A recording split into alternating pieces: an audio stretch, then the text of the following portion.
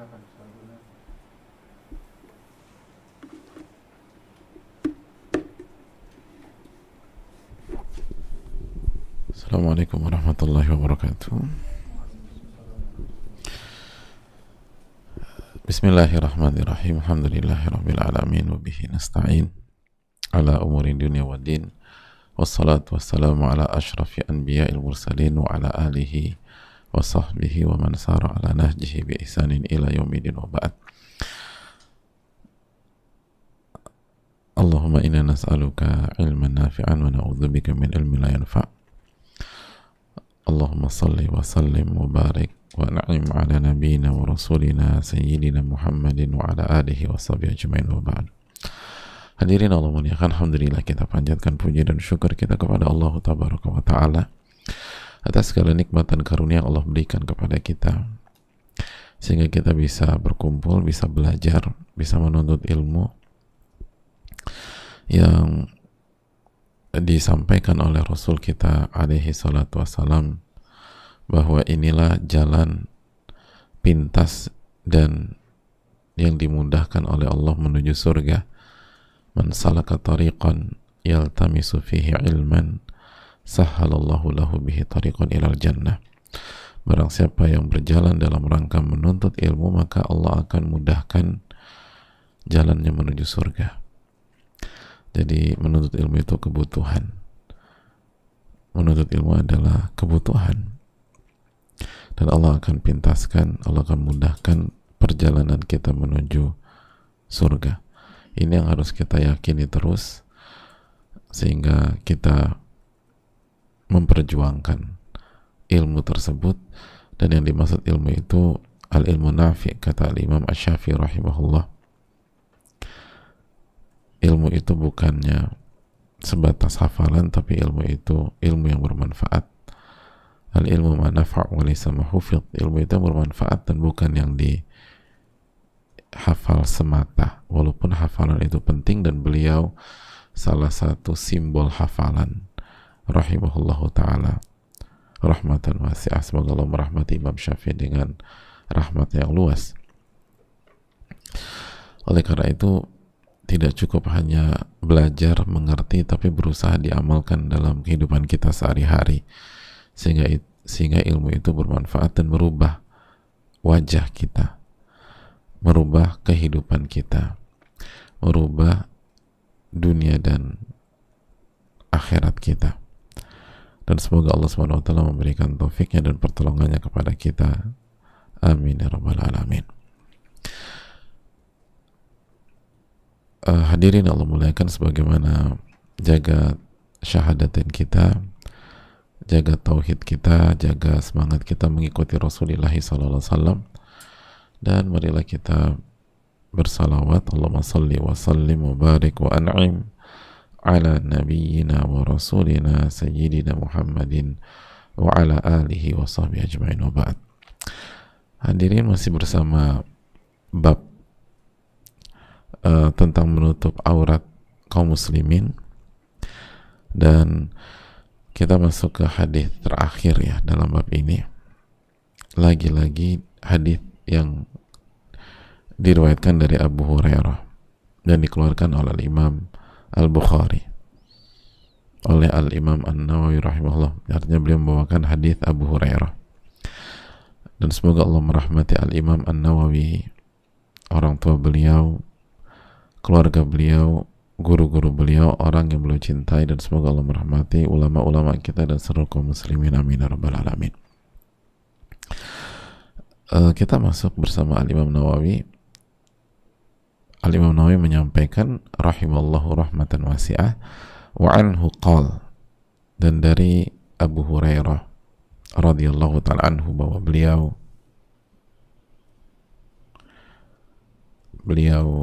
berkata, utiyan nabiyyu sallallahu alaihi wasallam birajulin qad syariba khamra. Nabi SAW didatangkan seseorang, atau dihadapkan oleh atau ada seorang laki-laki didatangkan ke Nabi SAW atau dihadapkan ke Nabi SAW. Ada apa dengan laki-laki ini? Qad syariba khamran, dia telah meminum khamar. Qala Rasulullah SAW, lalu Rasulullah SAW menyampaikan, idribuh, laksanakan hukum had, laksanakan hukum had. Jadi ini bukan bukan suka-suka, atau ini yang dimaksud idribu adalah hukum had, yaitu dicambuk. Qala Abu Hurairah, dan Abu Hurairah menyampaikan, faminna dharibu biyadihi wadh-dharibu bina'lihi wadh-dharibu bithawbihi. Di antara kita ada yang memukulnya dengan tangannya, ada yang dengan sendalnya, dan ada yang dengan bajunya. Falamman sarafa qala ba'dul qaum, dan ketika telah selesai atau dia beranjak pergi, sebagian menyampaikan atau berkata, akhzakallahu, semoga Allah menghinakan engkau, semoga Allah menghinakan kamu. Kamu di sini maksudnya siapa? Yang minum khamar, yang minum khamar.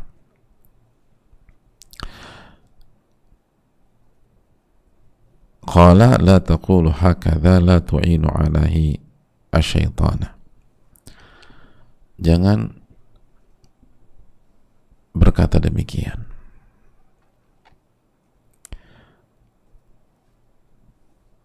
Jangan kalian membantu syaitan menjatuhkan dirinya atau menggelincirkan dirinya atau menggoda dirinya. La taqulu hakadha la tu'inu alaihi syaitana. Rawahul Bukhari. Dan berkata demikian, jangan bantu syaitan terhadap dirinya.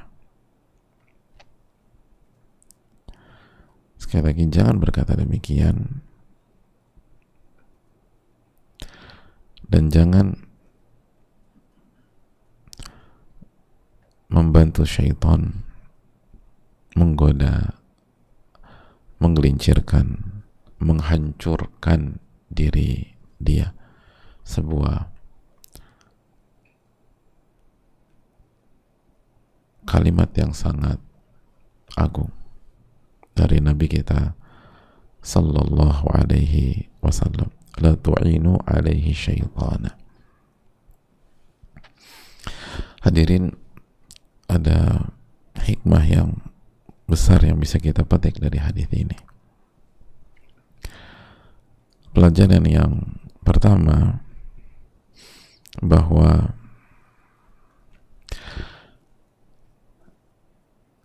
ulama menjelaskan, dan lihat bagaimana cara para ulama kita menjelaskan sebuah hadis, bahwa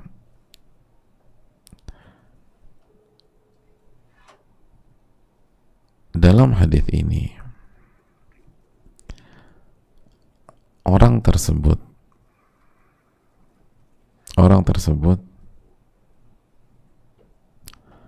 peminum itu tidak disebutkan identitasnya. Coba kita lihat hadisnya. Utiyan Nabiyyu sallallahu alaihi wasallam bi rajulin qad syariba khamra. Seorang laki-laki dihadapkan kepada Nabi SAW karena telah meminum khamar. Nggak disebutkan. Nggak disebutkan oleh Abu Hurairah.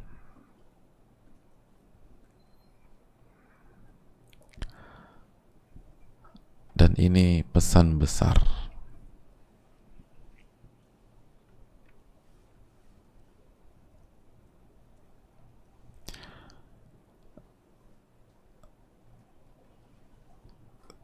Siapa nama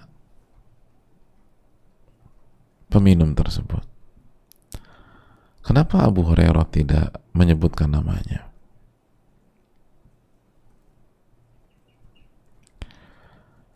Dan kenapa Nabi SAW tidak menyebutkan namanya?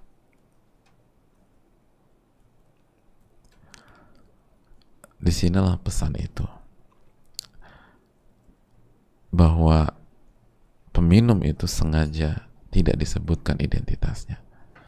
Jadi identitas peminum tersebut sengaja tidak disebutkan. Satran alaihi, untuk menutupi aibnya.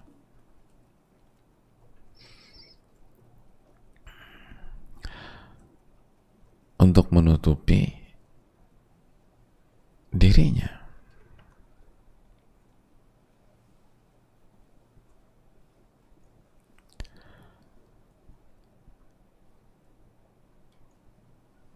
Sehingga kita nggak tahu. Ini pelajaran besar, kata sebagian para ulama. Tapi kan yang ada di lokasi tahu siapa dia, iya. Tapi diketahuinya identitas orang tersebut yang oleh orang yang berada di lokasi, karena ada yang itu, ada yang ngata apa, yang doakan keburukan buat dia, itu bukan berarti disebarkan secara umum.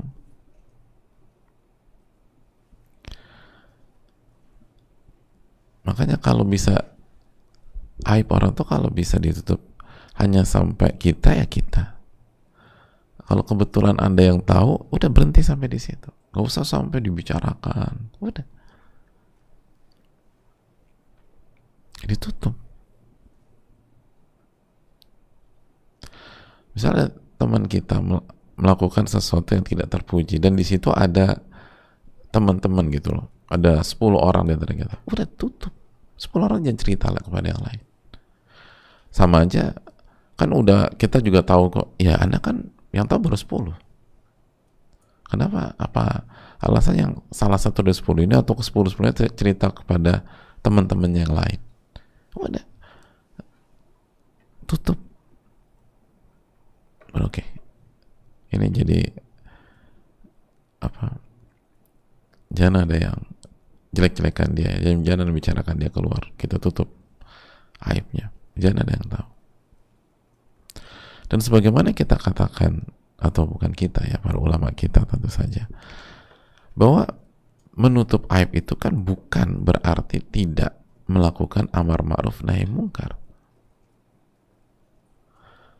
Bukan berarti tidak menjalankan tuntunan Allah Subhanahu wa ta'ala.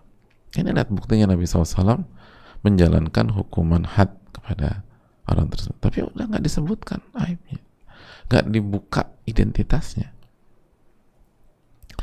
tapi amar ma'ruf nahi mungkar tetap dijalankan kepada orang tersebut.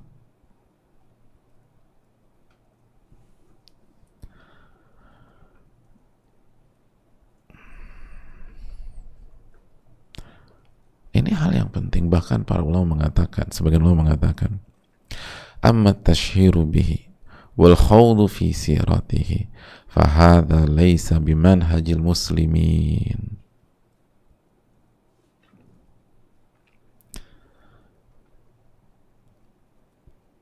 Adapun menyebarkan nama atau identitas orang yang melakukan dosa atau aib atau sesuatu ke khalayak, lalu al-khawdu fi siratihi, lalu dicari-cari, tuh ini orang siapa namanya, siapa, terus cari, oh ternyata ini orang si fulan gitu. Jadi begitu kita dengar nama orang yang dibuka aibnya itu, lalu dicek gitu, nah, orang siapa sih, oh dia namanya si fulan, oh si fulan, oh itu dia, dikejar terus identitasnya, terus backgroundnya. Dia kan temannya si A, teman si B, teman si B, semua dikejar. Akhirnya kebuka udah dia. Fahadha laysa bimanhajil muslim. Ini bukan metodenya umat Islam. Bayangkan bahasanya itu. Kata sebagian para ulama. Enggak. Kita nggak tertarik untuk itu. Kecuali ada maslahat syar'i sebagaimana yang dibahas. kecuali ada argumentasi yang bisa kita pertanggungjawabkan ketika Allah tanya kita pada hari kiamat. Karena kalau kita nggak bisa, kalau kita nggak punya alasan itu, maka orang itu akan mengambil pahala kita. Karena kita telah menzalimi dia, merusak nama baiknya tanpa alasan syar'i.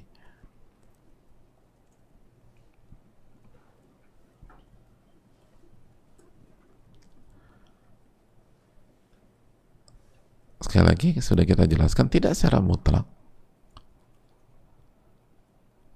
Di antara itunya kan kita jelaskan, orang yang terang-terangan, yang memang meremehkan, memang sengaja, itu ya beda lagi. Tapi kalau ini dia bukan mujahir, kan beda mujahir sama bukan mujahir. Masih ingat mujahirin? Kullu ummati mu'afan ilal mujahirin, setiap umatku ampuni, selamat, kecuali mujahir yang terang-terangan, itu yang dia ceritakan sendiri, dia buka sendiri, dia upload sendiri. Tapi kalau dia tutup aibnya terus kita buka tanpa ada alasan syar'i, alasan yang bisa membuat kita selamat di akhirat, gitu aja udah. Alasan yang membuat aib kita, dosa kita nggak dibuka sama Allah di dunia dan akhirat. Kan kita ingat kan hadis pertama? Masih ingat hadis pertama kita, hadirin Allah muliakan? La yasturu abdun abdan fid dunya illa satarahullahu yaumal qiyamah. Tidaklah seorang hamba menutup aib hamba yang lain di dunia, maka Allah akan tutupi aibnya di hari kiamat. Pemahaman terbalik dari lul khitab dalam ilmu usul, barang siapa yang membuka aib seorang hamba tanpa alasan syar'i, maka Allah akan buka aibnya di hari kiamat. Jadi hati-hati sekali. Makanya ini bukan metodenya umat Islam ngebuka aib. Dan kalau bisa diminimalisir, 2 orang yang tahu, kenapa 3 orang? Kalau bisa diminimalisir 3 orang tahu, kenapa 4 orang? Kalau bisa minimalisir 4 orang tahu, kenapa 5 orang? Itu hal yang perlu kita camkan. Sehingga jadi hadis ini memberikan pesan praktek langsung para sahabat Nabi SAW dalam menerapkan bab ini. Gak disebutkan tuh siapa yang minum.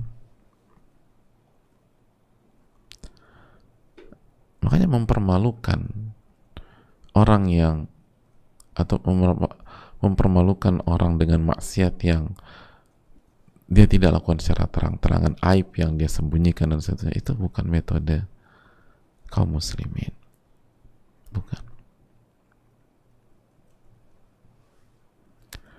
Bukan metode kita.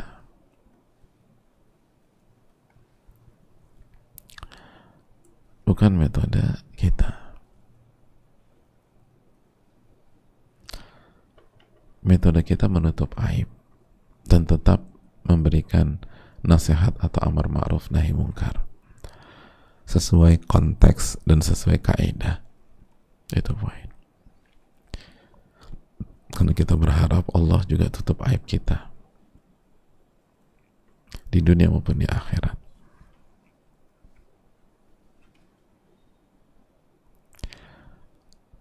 Pelajaran yang berikutnya, hadirin Allah muliakan,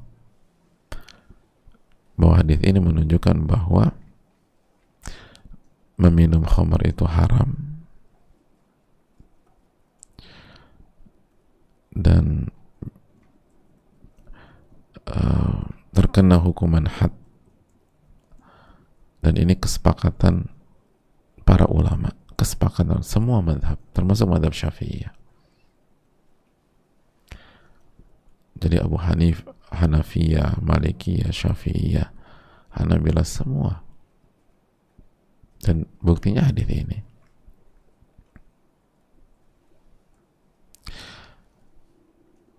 Setelah mereka semua sepakat, terjadi perbedaan. Berapa banyak? Mayoritas para ulama menyampaikan 80 kali. 80 kali. Seperti qadhaf, menuduh tanpa bukti. Sebagian ulama mengatakan 40 kali. Seperti Syafi'iyah 40 kali. Lalu intinya bagaimana? Intinya penerapan ini dikembalikan kepada waliul amr, pemerintah yang sah, bukan kepada individu.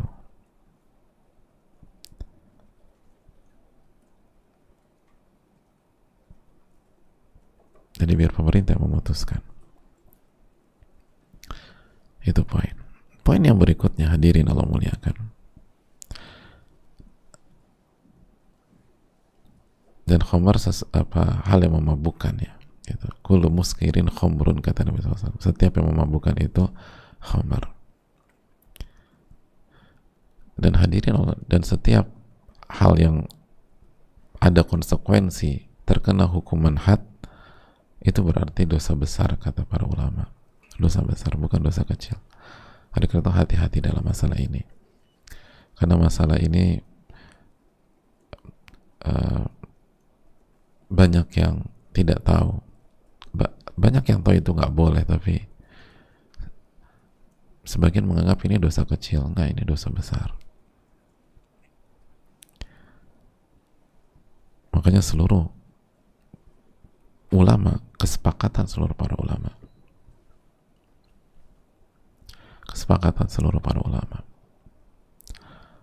oleh karena itu jaga diri kita dari ini. Dan apabila kita pernah khilaf, tobat-tobatan nasuha.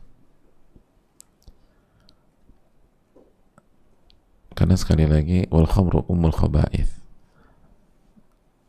Kaidah mengatakan khamr itu induknya banyak keburukan. Ada banyak zina karena ini, pelecehan seksual karena ini, keributan karena ini, melukai pihak lain karena ini, membunuh karena ini,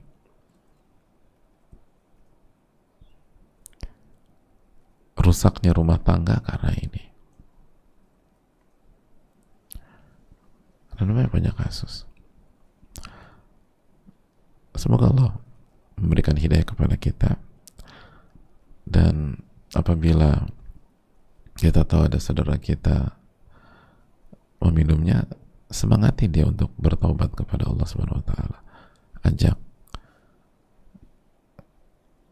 kasih semangat, dan doakan kebaikan. Kita lanjutkan, hadirin Allah muliakan.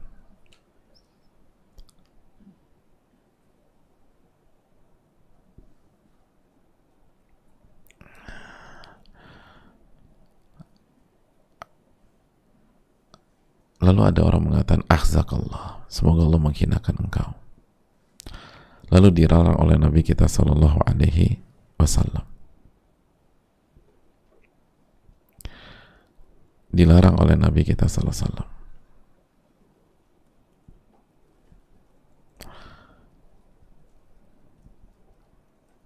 Ini menunjukkan, hadirin sekalian,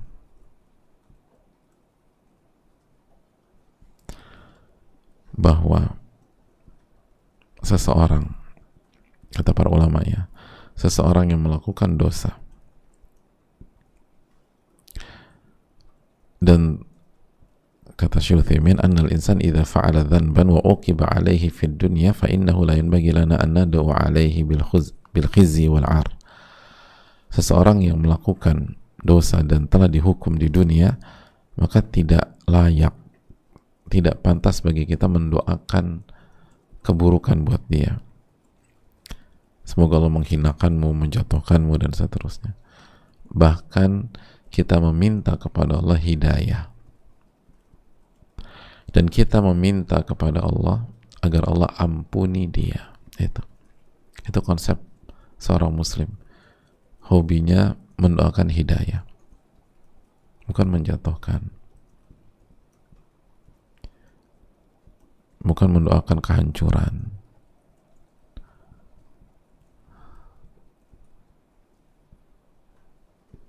Makanya dilarang oleh Allah Subhanahu wa taala. Bahkan Nabi SAW mengatakan itu ngebantu syaitan menjatuhkan saudaramu. Apa maksud membantu syaitan? Dijelaskan oleh Al-Imam Ibnu Hajar. Al-Imam Ibnu Hajar, salah satu ulama mazhab Syafi'i, menyampaikan wa wajhu aunihim asyaitana bidzalik, dan maksud dari atau sudut pandang membantu syaitan menjatuhkan atau menggoda, menggelincirkan saudara kita tersebut atau peminum khamar tersebut dalam konteks hadis ini, anna syaitan yuridu bitazyinihi lahul ma'siyata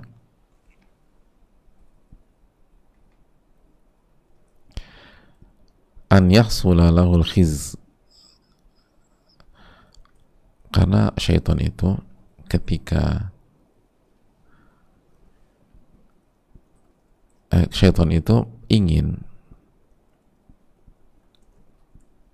atau syaitan itu ketika menghiasi sebuah maksiat kepada seseorang, kan syaitan sukanya menghiasi maksiat tuh, ya kan, makanya kita tertarik karena kan sama syaitan dijelaskan sisi positifnya aja, bahkan itu sering banget hiperbola dan ilusi dan lain sebagainya.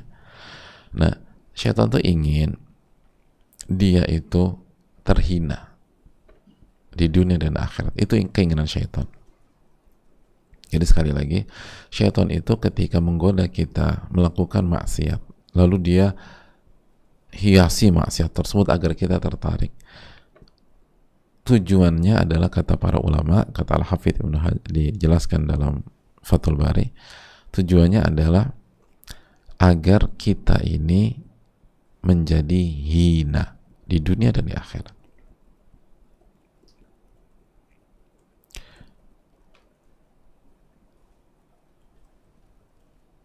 Tujuannya agar kita jadi apa?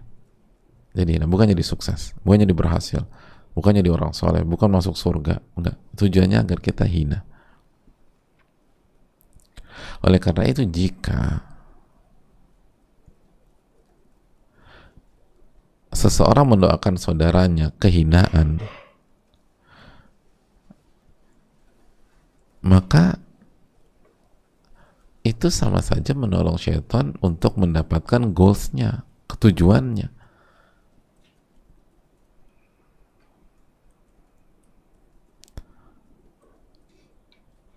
Tujuan syaitan itu berhasil.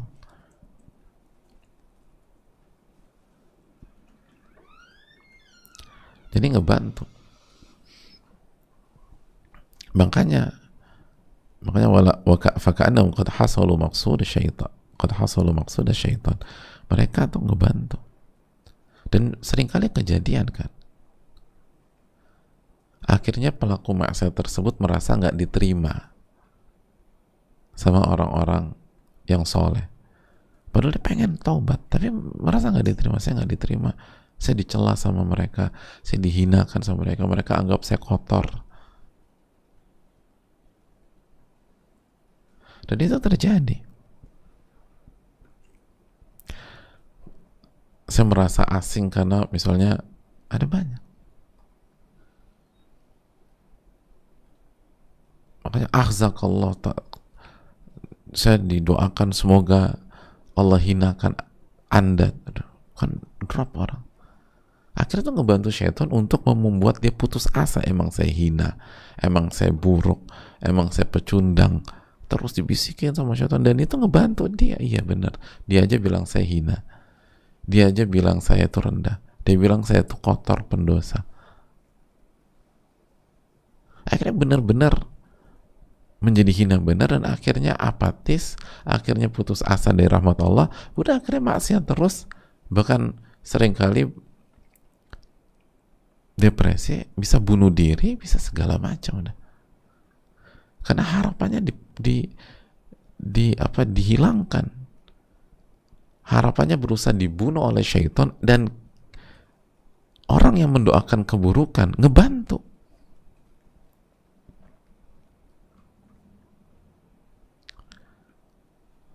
Ngebantu.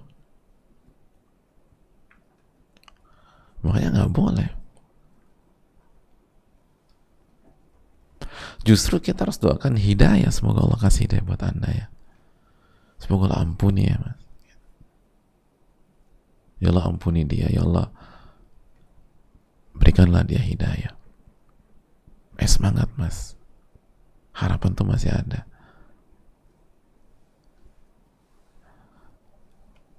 Ini memang jalan yang salah, tapi kamu bisa hentikan dengan taubat dan rubah jalan hidup kamu.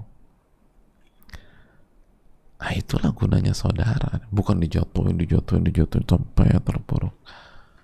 Ya nanti benar-benar jatuh dia, benar-benar hina, dan kita punya andil nolong syaitan untuk menjatuhkan dan menghinakan dia.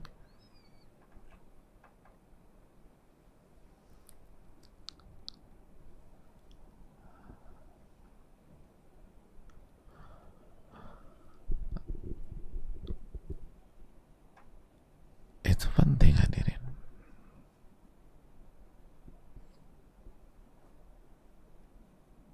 Makanya hukuman had itu para ulama bilang sudah cukup untuk memberikan pesan itu.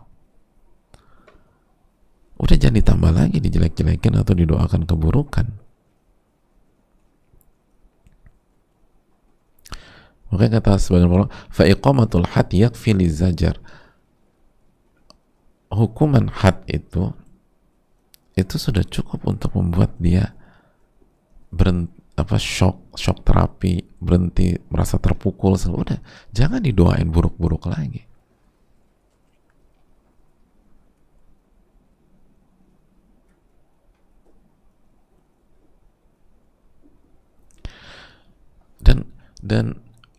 Dan pesan ini, makna ini, wisdom ini terapkan dalam kehidupan kita.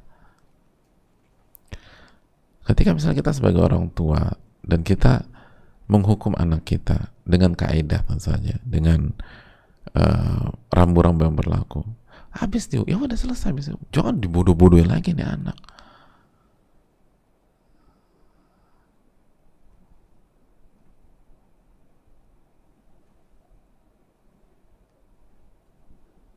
Ini bahaya.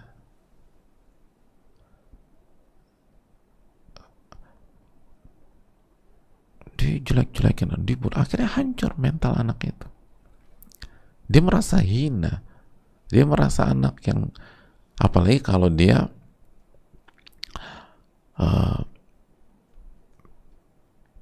quote and quote punya kompetitor, ada kakaknya, ada adeknya, dan yang digituin cuma dia doang. Kayaknya aku yang paling rusak nih, aku yang selalu bikin malu orang tua, ayah dan ibuku, aku yang paling dihinakan, atau aku yang paling membuat masalah papa mama. Akhirnya benar-benar rusak itu anak.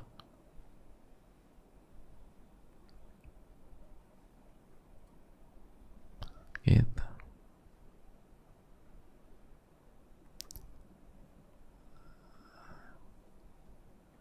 Itu yang perlu kita camkan.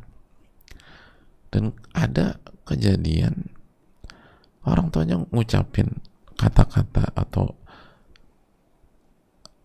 kata-kata yang kasar, nggak bagus.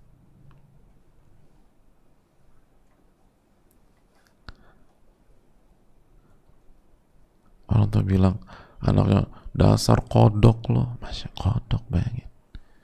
Ini nggak benar hadirin. Nah, terus kalau kita coba renungkan, kodok orang tuanya apa hadirin? Ya kodok juga. Itu kan sama aja mencela diri sendiri. Maka mereka keluarga apa? Keluarga kodok. Kan nggak tepat ya. Kadang-kadang kita nggak pikir dasar. Loh, mas gitu loh. Kan kalau kodok orang tuanya ayah kodok, ibu kodok ya.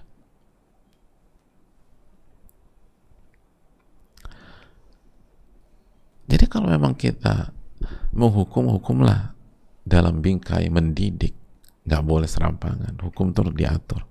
Tapi udah selesai, jangan dijatuhin, jangan diinikan, paling disumpahin. Justru orang tua harus doain terus anaknya dapat hidayah. Sebandel apapun jangan sampai terpancing. Doain hidayah, doain hidayah, doain hidayah. Seringkali lisan kita ini terpancing sama anak kita. Kita bisa ngerem kalau yang salah misalnya teman kita, tapi begitu anak kita yang salah, aduh, terpancing kita. Kalau istri kita yang salah, terpancing kita. Nasallallahu afiyah. Semoga Allah jaga lisan-lisan kita dan ampuni kesalahan kita. Jadi ini penting sekali hadirin. Kalau salah, salah. Kalau harus ada hukuman yang mendidik dan membuat tujuan tercapai. Ini orang berubah. Dan udah jangan disumpahin buruk, jangan dijelek-jelekan, jangan dihinakan. Itu sama saja nolong syaitan untuk menjatuhkan dia. Nanti syaitannya bermain, emang saya buruk, emang saya hina, emang saya paling gagal, emang saya paling pecundang, emang saya ini kerdil, emang saya nggak mampu, memang. Akhirnya harapan sama Allah itu menipis, husnudzon baik sangka sama Allah menipis sampai hilang, dan begitu hilang bahaya besar. Itu bisa bunuh diri, bisa ngamuk, bisa liar, bisa ya udah sekalian aja, emang saya udah kotor. Sama aja. Masih ingat kisah pembunuh 99 nyawa ketika harapan itu dipupus, harapan itu dihilangkan, padahal masih ada, dieksekusi itu jadi 100. Itu bahayanya kita menghilangkan harapan orang. Orang tuh kalau nggak punya harapan bahaya, hadirin. Dia bisa lakukan hal yang nggak pernah dipikirkan. Dia bisa hancurkan diri dia, dan itu udah fatal banget. Dan seringkali dia bukan hancurkan diri, dia hancurkan orang lain juga. Ya sekalian aja, emang gue gak ada harapan. Iya kan? Dan itu kan konsepnya iblis. Iblis ketika divonis, terus konsepnya apa? Saya akan ajak semuanya biar teman-teman saya. Gitu. Jangan saya sendiri, saya mau bareng-bareng. Makanya harapan itu penting. Dan alhamdulillah Allah Subhanahu wa taala selalu kasih kita harapan. La taqnatu min rahmatillah, innallaha yaghfirudz dzunuba jami'a. Salat Az-Zumar ayat 53. Jangan putus asa dari rahmat Allah. Allah mengampuni seluruh dosa jika bertaubat. Jangan pernah putus asa.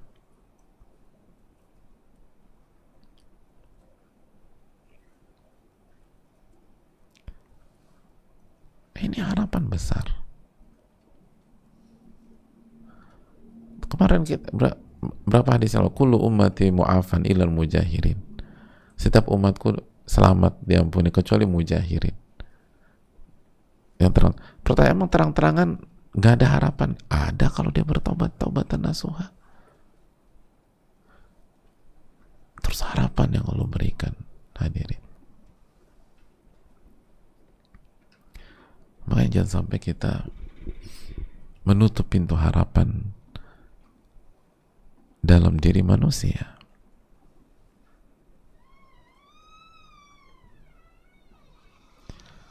Justru kita semakin belajar, semakin ngaji, harus membuka secara irsyad. Taufik di tangan Allah Subhanahu wa taala. Saya menjelaskan masih ada harapan. Kayaknya udah selesai harapan. Saya nggak punya. Enggak, masih ada harapan, Mas. Yang benar, iya benar. Ini ayatnya. Udah nggak usah urusin gue emang gue kotor, gue buruk, gue hina. Enggak kok. Sejarah mencatat ada yang lebih fatal dari kesalahan kamu, dan mereka tobat, Allah terima tobat mereka. Mereka tutup dengan husnul khotimah, cerita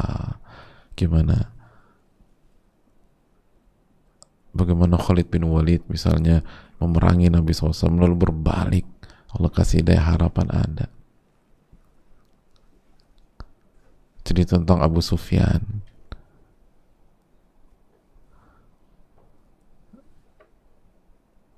jangan Jangan doakan kehinaan, doakan hidayah, kata para ulama, doakan ampunan. Siapa yang nggak pernah salah, hadirin? Kita ini pendosa, kullu bani Adam khata'. Setiap anak Adam banyak melakukan kesalahan. Wa khairul khata'ina tawwabun, dan yang paling banyak dan yang paling baik di antara mereka yang paling banyak bertaubat.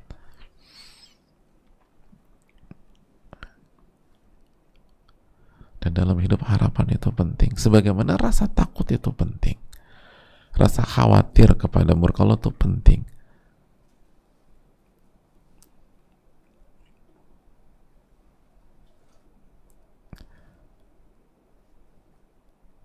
Tinggal kita atur, Pak, kita dudukkan sesuai dengan kondisi. Itu kan penting. Bayangin gak sih di posisi peminum khamr ini, kita buat salah ya, terus dihadapkan ke guru kita, dihadapkan ke bos kita, dihadapkan ke owner perusahaan kita, kira-kira perasaan kita gimana? Ini orang dihadapkan ke Nabi SAW, itu kan ya Allah, ngerasain gak sih daunnya itu? Terus abis itu dihukum pula, aduh dah. Jadi kita kalau baca kan enak, mungkin kita baca sambil minum kopi lah, minum teh, tapi coba renungkan perasaannya orang dihadapkan ke Nabi dalam kondisi bersalah. Oh, itu gak enak banget, hadirin. Nabi SAW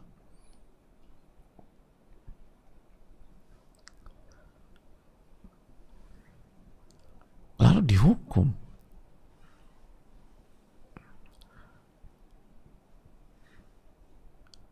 Nah, orang yang ada di posisi seperti itu kan harapannya jatuh ya, hadirin. Iya gak sih? Gak pernah ya di posisi dari kecil anak baik semua ya kita, antum? Aduh, kayaknya gak ada harapan. Oh enggak, jangan, gak boleh kayak gitu. Angkat, ada harapan. Semoga Allah kasih hidayah, semoga Allah ampuni. Ada bangkit lagi, mas. Semangat, mas. Enggak udah hancur? Enggak, belum. Bisa kok. Bismillah. Allah Ghafurur Rahim. Allah Maha Pengampun lagi Maha Penyayang.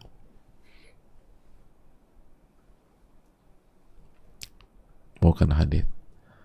Allah arhamu bi ibadi min hadhi bi waladiha. Allah lebih sayang kepada hambanya dibanding sayangnya seorang ibu kepada anaknya.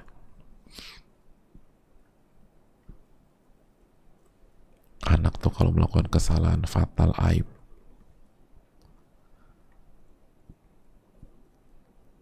seringkali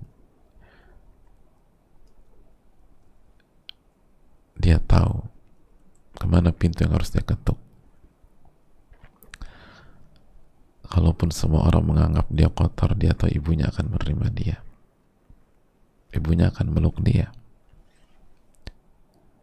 ibunya akan terima dia apa adanya. Kalau itu seorang ibu, lalu bagaimana Rabbul Alamin?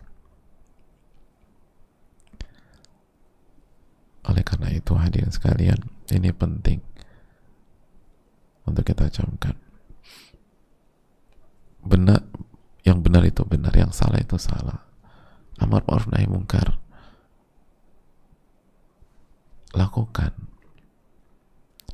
Tapi jangan doakan kehinaan buat orang lain, dan jangan putus harapan dia. Justru kasih harapan, ajak dia bertobat, beristighfar, sebesar apapun kesalahannya, dan yakinkan dia bahwa Rabbnya bukan hanya menerima. Kita udah bahas bab tobat, bukan hanya menerima, tapi gembira dengan tobatnya seorang hamba, melebihi kegembiraan seseorang musafir yang kehilangan tunggangan dengan semua perbekalannya, lalu ketika putus asa, ketika dia sudah lemah, dia tertidur, ketika dia bangun, dia lihat tunggangannya ada di hadapannya, lalu dia begitu senang sampai salah bicara. ya Allah, engkau adalah hambaku dan aku adalah Rabbmu. Saking salah, saking senangnya, Allah lebih senang dari itu. Maka nggak ada alasan orang untuk putus asa. Ini yang bisa disampaikan, semoga bermanfaat. Rabbana taqabbal minna, ya Allah terimalah amal ibadah kami. Allahumma inna nas'aluka ilman nafi'an wa na'udzubika min ilmin la yanfa'. Ya Allah, berikanlah kami ilmu bermanfaat dan lindungilah kami dari ilmu yang tidak bermanfaat. Ya Allah, jadikanlah kami orang-orang yang berusaha selalu menutup aib-aib saudara kami dan senantiasa mendoakan kebaikan untuk mereka.